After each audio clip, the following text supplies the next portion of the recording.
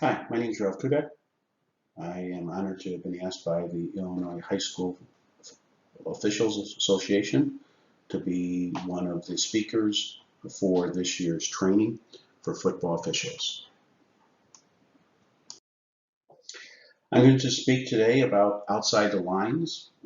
It's something I'm passionate about and very much believe in. It's something that I've learned over the years from the various mentors I've had, Joe Hall, Ed Stanley, the departed Bob Brown, who assigned us our first varsity football game, a host of others, Bill Lawdy, Octavio Herrera, Robert Ubero.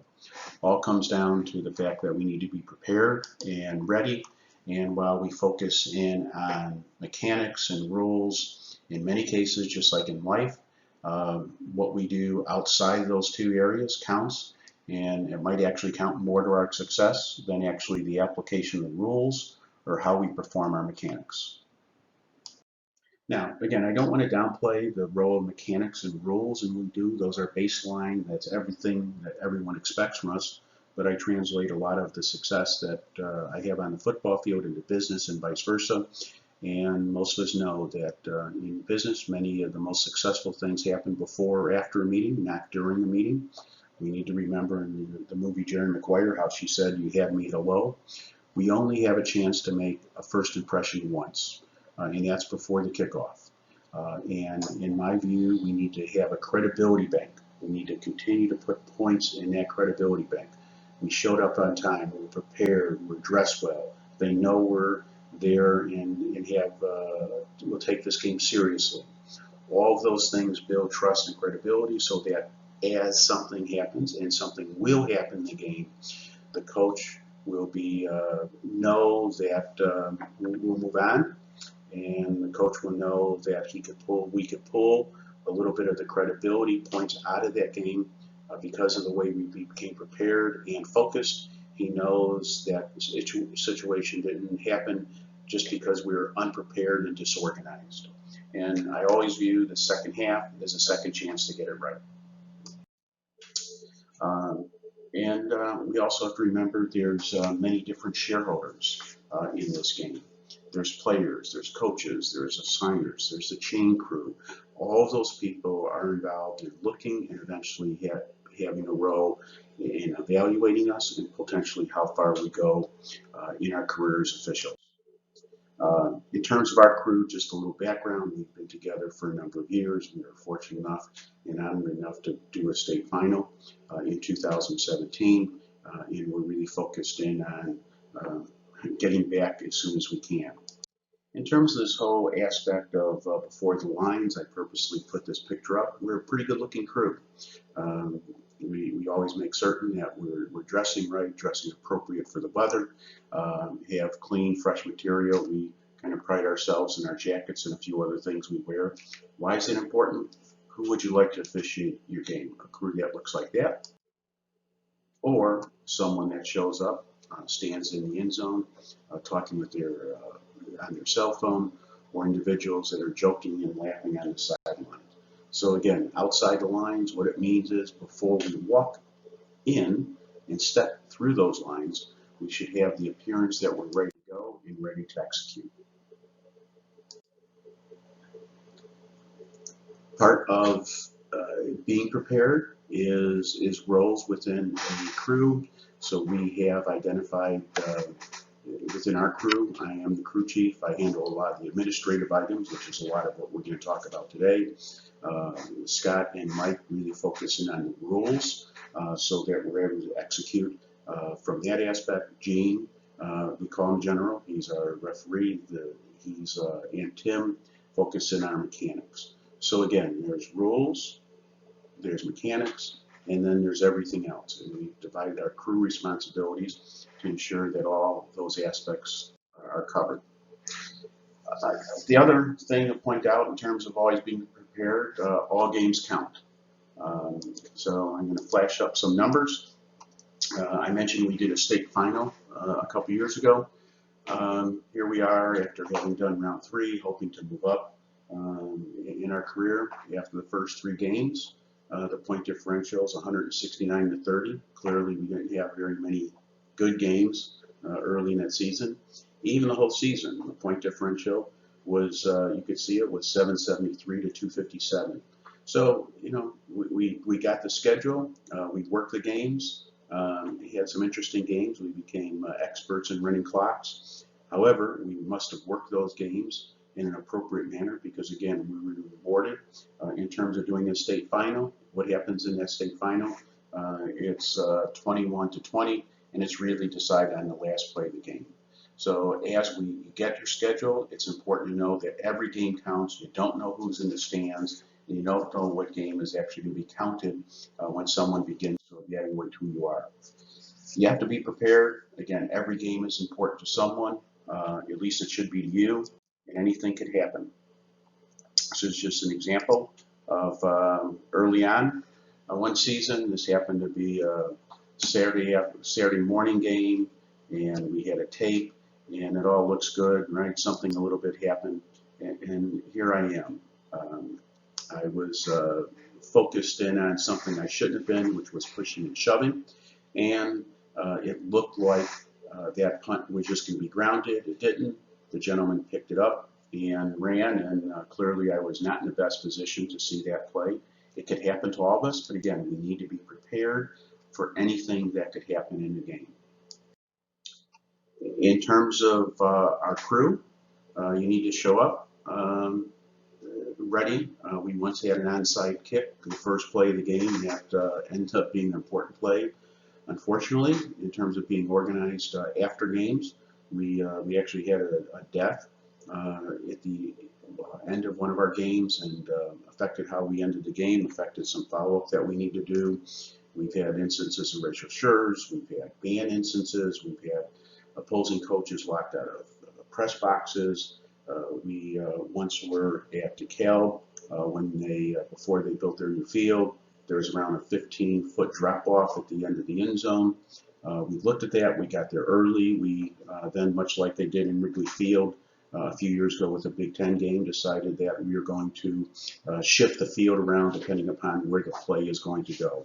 So it's all of these things that could happen. So the reason why you need to focus on mechanics and rules, the basics, are so that you're ready to do the game. But then you need to be prepared for everything outside the lines because you don't know what is going to happen when, and we need to make certain we act in a professional, responsible manner.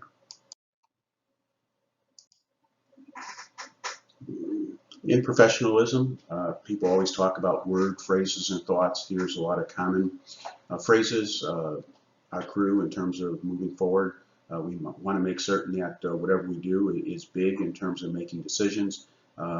Let's not die on every hill. I joke with people I have hearing aids, and during games I like to turn them off so that I don't get distracted, and I worry about the things that are critical. And you need to be in command. When you're around one of our games, you'll hear us call players gentlemen. They're not players, they're not kids, they're gentlemen, right? If we want respect from the players, we need to speak to them in a way where they are going to respect us, and we show them the respect that they deserve. All this relates to, again, planning outside the lines. When do you start? Some people might start August 28th, which hopefully will be the first night of football this year. Others might start on August 8th with the AGCO meeting.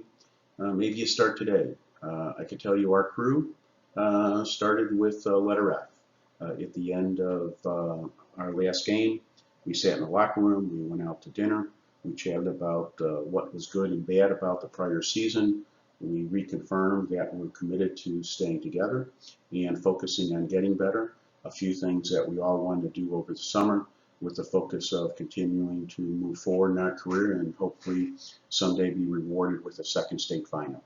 So it's important to start now. If you just show up on the 28th thinking that everything's going to go well, you might know the rules, you might know the mechanics, you might struggle with everything you need to do before and after those games.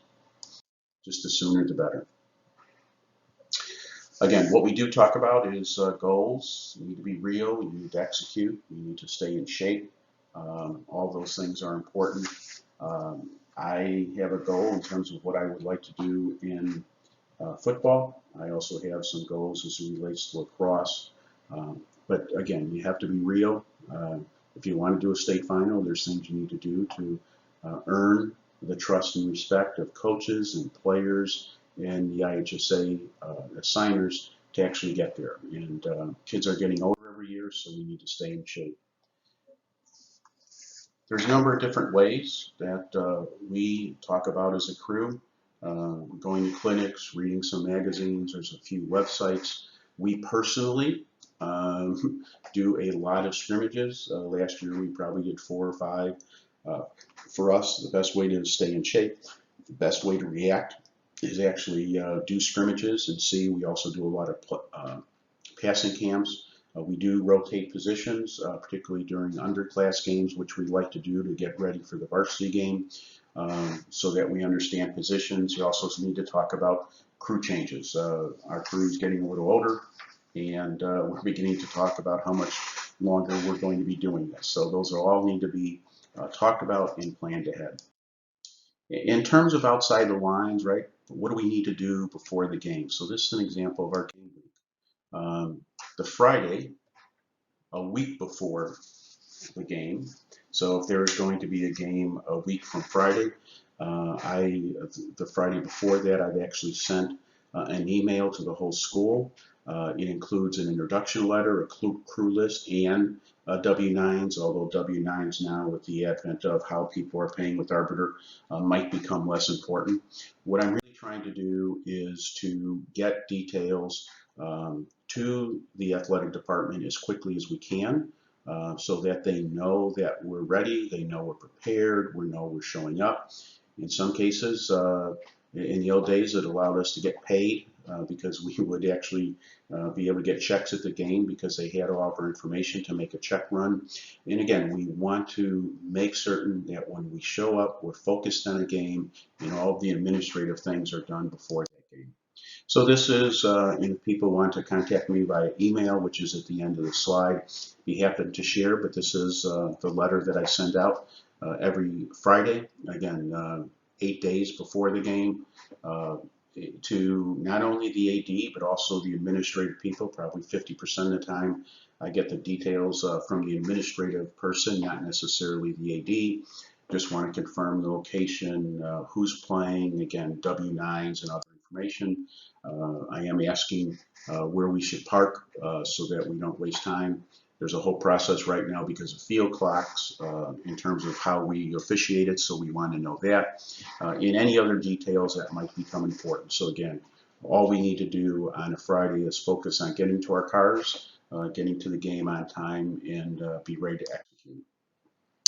And this is just, I send, again, schools information with regarding addresses, cities, zip codes, phone numbers. You can see social security numbers, but they're blanked out in this. Some people say, why do you send this information? It's on Arbiter.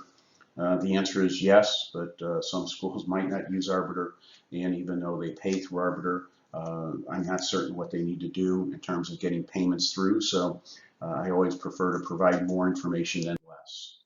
On the Monday of game week, I then call the AD. Again, I indicated in many cases I talk to the assistants to confirm the details, and then what I do after I hang up is I actually send an email to the crew, and this is an example. Again, I could send people other examples, but I actually send it out for the next 2 weeks.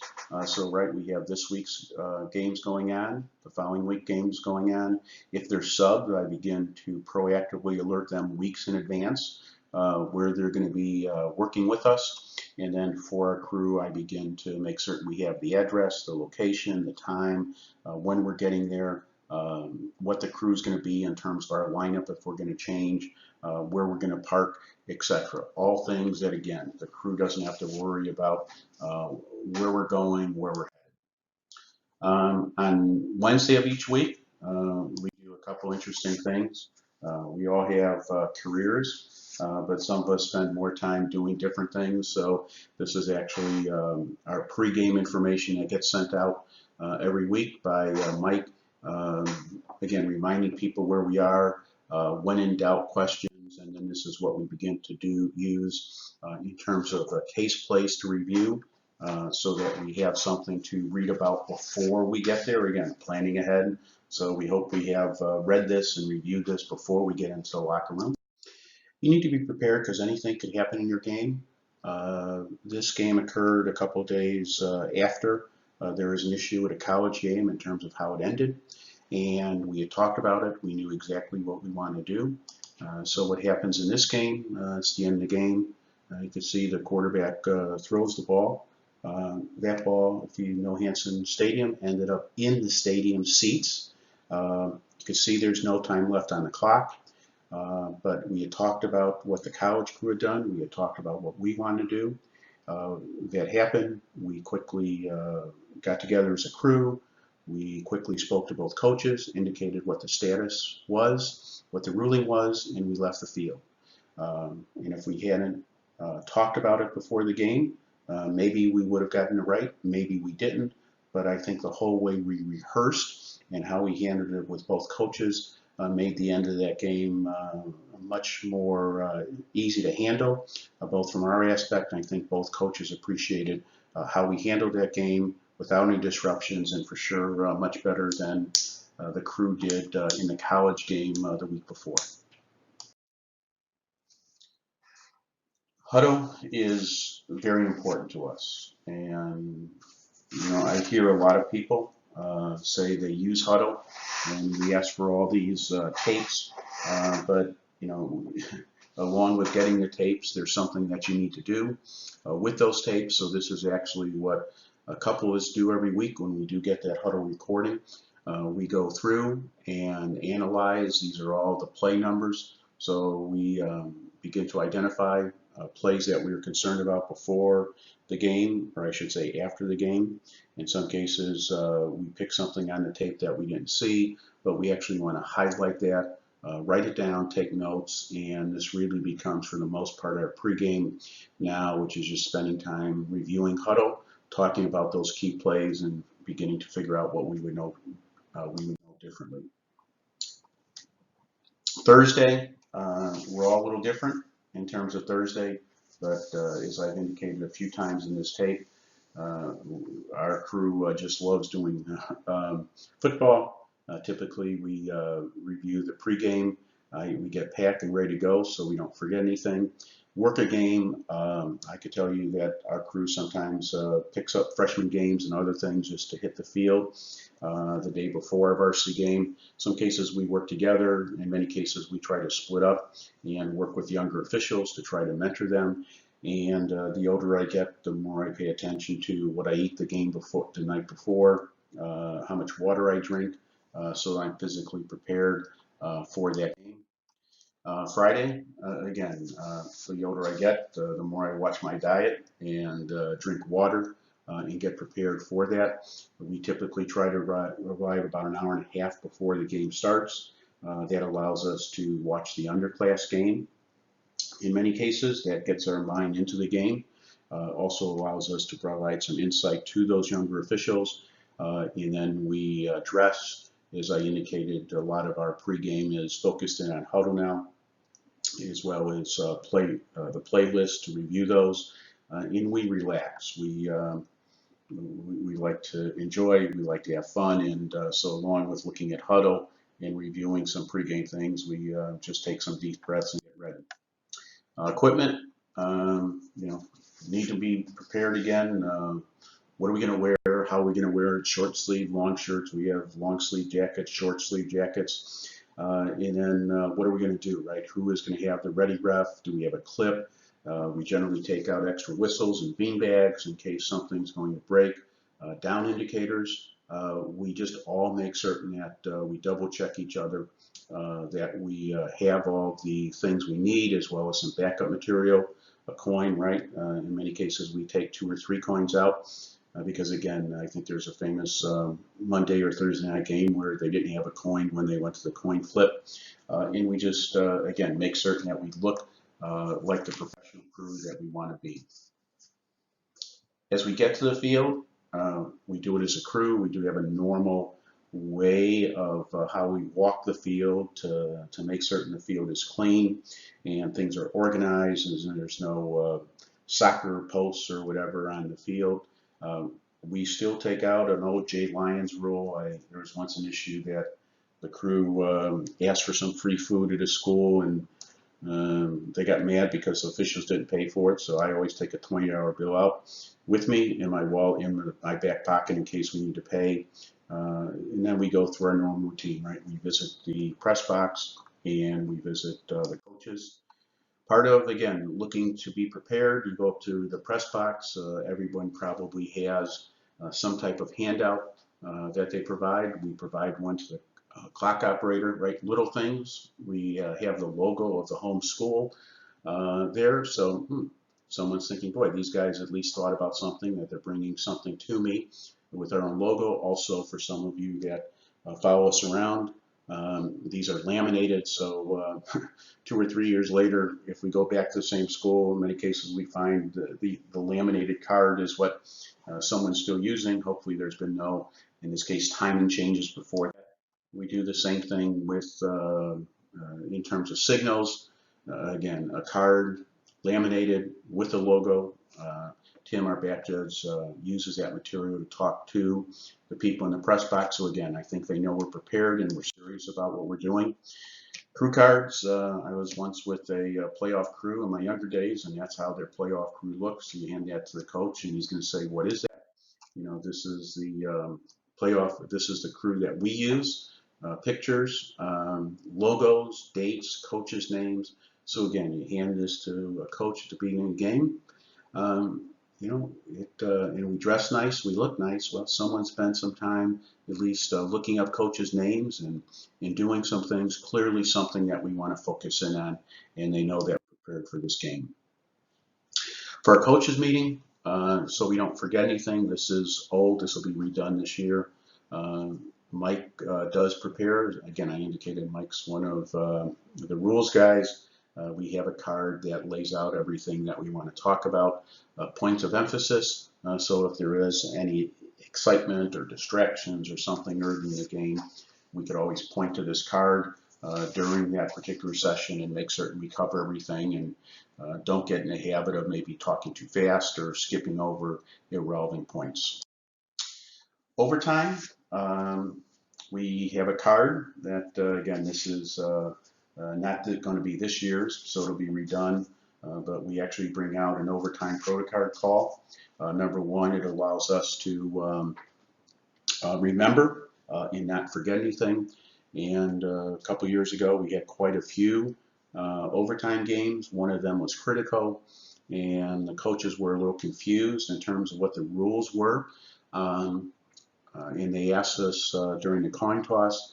At the coin toss, we were able to hand out these cards, talk through them. So suddenly it's a coach sitting there that maybe he's still a little nervous about the rules. We said that was the rule. He's going to look at something. It's now not us quoting a rule book. It's us giving him a piece of paper that he could read and clearly communicate to the coach that we're serious about this. We know what we're doing, and it's now documented, so there's no guesswork. So again, tremendous boost in terms of a couple games this year when they knew how well prepared we were for overtime. Getting the field, we do a lot of things that are just unique to us. We always retape the chains at the 10-yard mark with some yellow tape. We line up on the sidelines. We want to check players to deal with all the equipment issues before the game. Halftime, for us, it's really just a time to relax, take a deep breath, get refreshed, review anything that needs to be addressed. Is the game in control, out of control? What players do we need to look at? We need to plan for the second half. Again, our final year, there's a lot of running clocks, so we talk through that. In some cases, they're tough games, and again, what are we going to do to make certain that we're going to manage that game properly?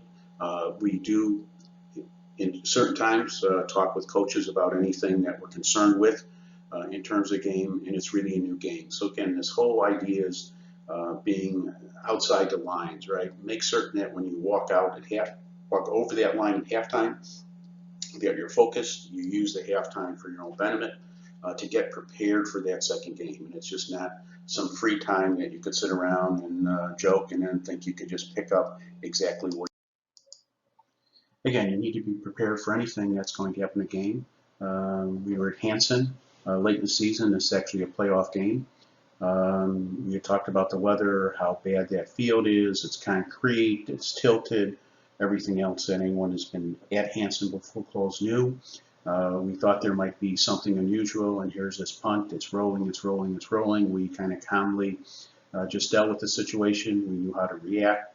Kind of funny watching. This was the highest watched video 1 week in football. But again, it's an unusual thing. We were prepared. We kind of knew something like that could happen in Hanson, and it all worked out well. Everyone laughed, but everyone's pleased on the fact that we officiated the play correctly. So again, it's these unusual things. You need to talk about where the game is, how the game is, and what the status is to be prepared.